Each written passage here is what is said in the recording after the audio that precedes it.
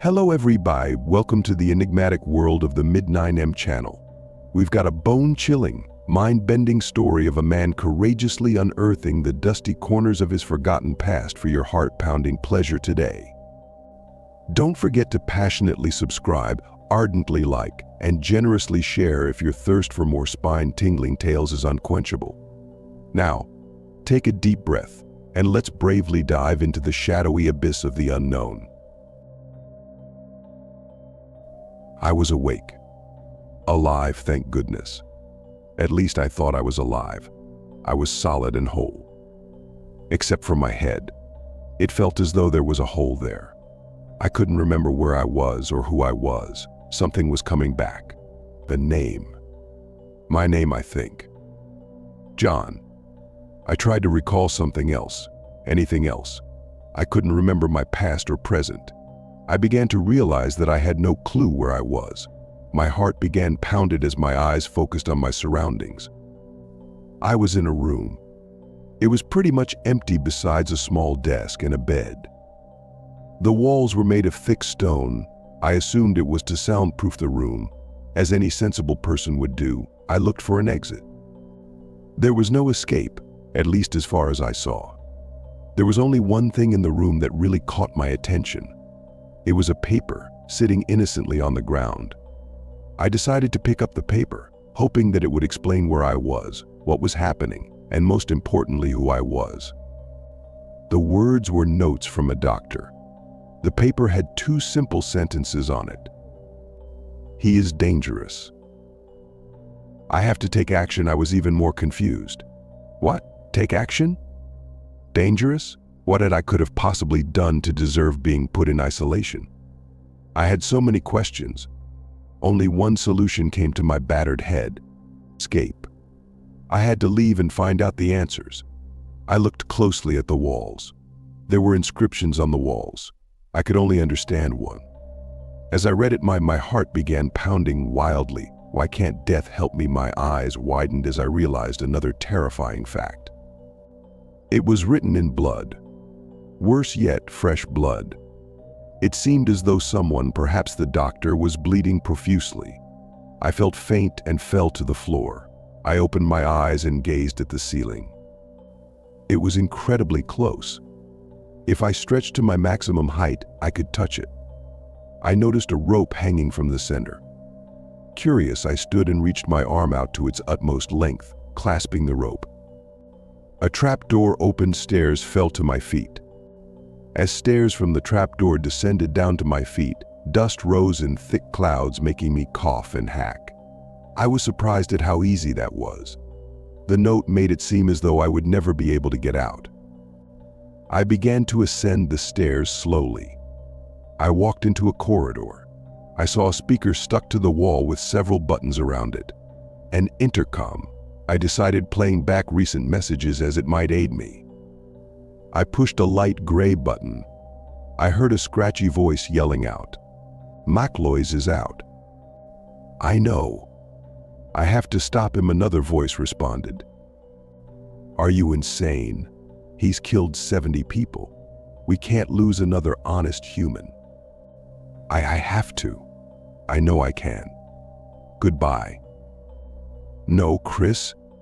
Chris Tomley respond. No. The recording stopped.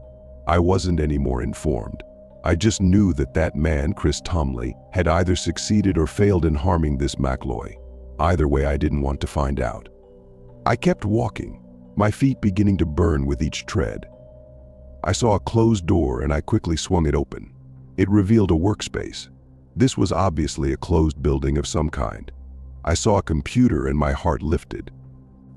Maybe I could reach someone, anyone. I turned it on and put the page onto Google. I typed in the name Chris Tomley. It took a while, but I soon found him. Chris Tomley, father of 4. Employed at the Grundle psychiatric ward. Found dead in his own holding facility. Bled to death. His last act was brutally and heroically taking down the famed McLoy who had been torturing him for a whole week. There was a link for the name McLoy, so out of pure curiosity, I clicked it. A picture ballooned up in my face. It was a terrifying man. How they got this picture I was uncertain of, but he was real. I could feel it in my bones. I looked at the picture more closely. He was a rugged man, about my height and build. He carried a large saw and his face was hidden in shadows. He had on the sort of clothing you might see a carpenter wearing. A tool belt was hanging about his gaunt waist. It wasn't a surprise he could be beaten down so easily. I became more intrigued about his weapon. Though this was an old picture, the saw had a glimmer. It made me want to touch it, grasp it, cut something. I couldn't quite tell where this feeling came from, but it became immense, one might even say overpowering as I gazed at the beautiful, shining. I shut the laptop immediately. This wasn't me. So who was it? What was that feeling? Like a monster pushing out of my heart. I wanted to find out more. I decided to roam a bit more. I walked down to one of the patient's rooms. I looked in. There was a woman sitting there. I breathed a sigh. Maybe she could give me some information. Hello, I began. No. Stay away. I haven't done anything. Don't do it, she shrieked and recoiled. I withdrew as well. I had forgotten that this was a psychiatric ward. She must be crazy. Then I saw that she had a name tag. It read Juliana. She was a nurse, so why was she acting so strange? Listen, I'm not a patient. I just woke up here with no clue who I was or where I was. I haven't come to harm you. I tried to make my voice as soothing as possible. Please. Please, she trembled in the dark. I didn't understand. I decided to leave her.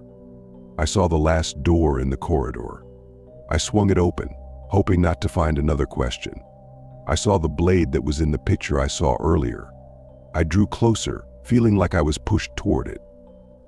I touched it. The blade was unexpectedly warm and wet. I took it up and saw a red drop drip from the tip of one of the teeth of the saw. I nearly retched. The saw dropped to the ground. I couldn't believe that anyone would do that.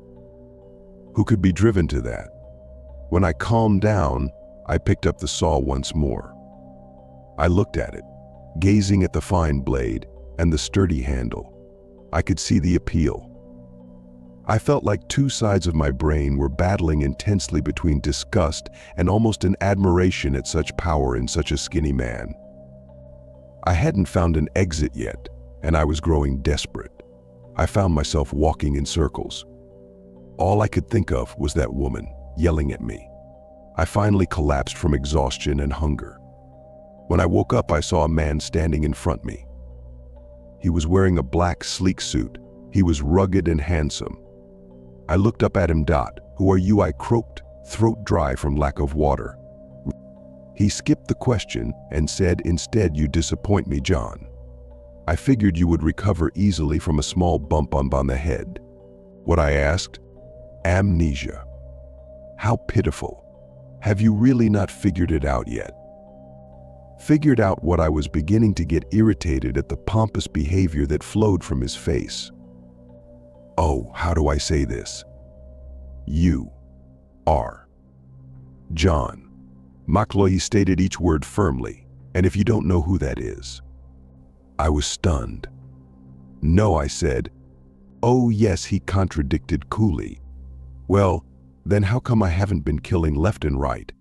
How come I don't know where the exit is? How come it took me so long to figure out my name? Who are you?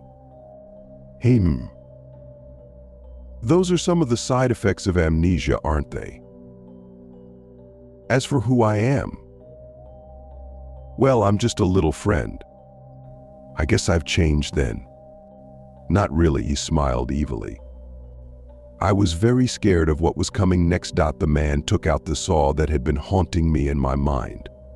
This has to bring something to you, he said.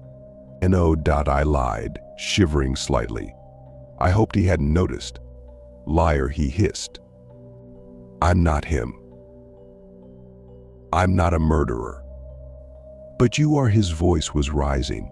You have been ever since your family was taken away from you. Ever since you were alone, Dot, as he said that, memories flooded into my mind.